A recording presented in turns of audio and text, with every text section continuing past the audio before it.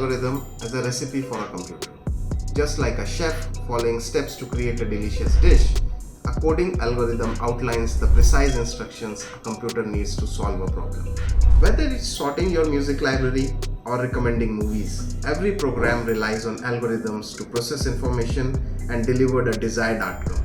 You may have heard of some famous algorithms like min-max algorithm, a search algorithm that explores all possible future moves and outcomes of a game and chooses the move that leads the best outcome for the player. PageRank, an algorithm used by Google Search to rank web pages in their search engine results. RSA, a public key cryptography algorithm used for secure data transmission. Or k-means clustering, an unsupervised machine learning algorithm used to group data into clusters based on similarity. Now, these algorithms don't have to be complex. They often follow basic steps like start, do this, if this happens, do that, and finally end. It's like a clear set of instructions telling the computer what to do in each situation. So the next time you use a computer program, remember the invisible recipe working behind the scenes.